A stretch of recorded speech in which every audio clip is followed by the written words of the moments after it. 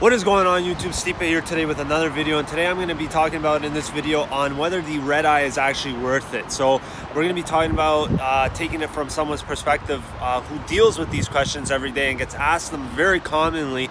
I'm going to be putting in this video kind of just for those people who are kind of on the fence on whether they should buy one and spend that extra money if I personally think it's worth you to spend that extra money. So that's what this video is going to be about today. Please, before we get into the video, make sure to hit that subscribe button, and we'll get right into this video. Thanks.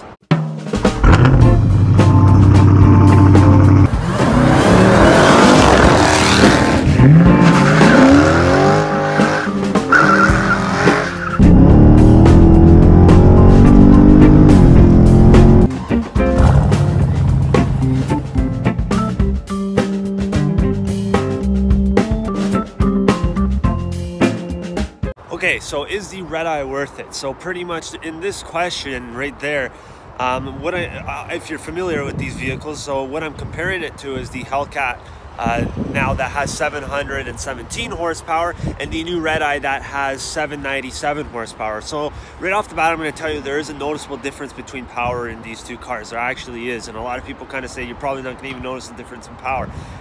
At times it can be hard to tell, especially in those lower, like bottom end torques, when you're kind of leaving at lower RPM.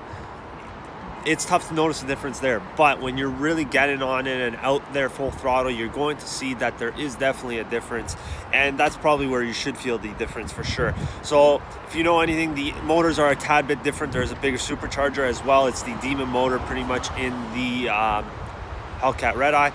So that's kind of just some quick background information on those two vehicles. Now, there's a price difference. So here in Canada, I think the price difference is about $15,000 difference.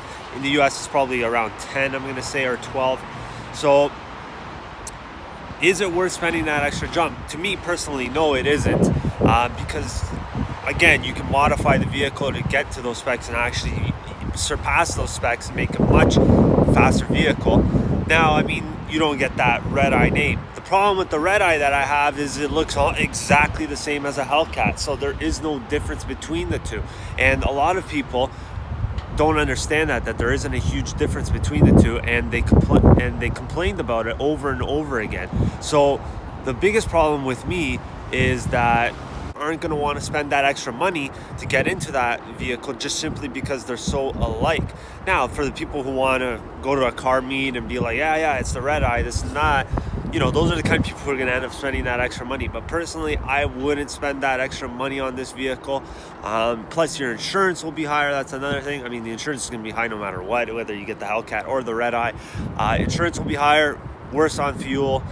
And again, what are you planning to do with this vehicle? Like, because here's the thing about the REDEYE, it looks like it's going to be a mass-produced vehicle like the Hellcat. There's not a limited production amount of this vehicle, which means that the vehicle will depreciate. It's not going to be like a Demon where it's going to hold its value nearly as well, and it's going to depreciate. You'll probably have even a higher depreciation curve on it than the Hellcat, so you'll lose more money on it down the road as well.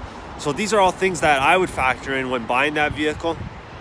And another thing, are you daily driving this car? Again, that comes in huge in play, because if you are, maintenance costs are probably going to be more just because it's a REDEYE. Not that it's any harder to do anything on it. It's just that's how dealers work, is they just charge you a little extra because, you know, of the name or whatever the vehicle may be.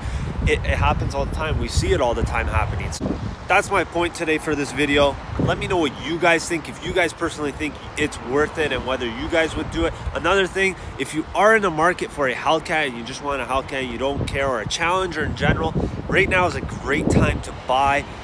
Just because I've done a video on this before, so I didn't want to do just a complete video separately on this, but I'll kind of do a quick spiel on it.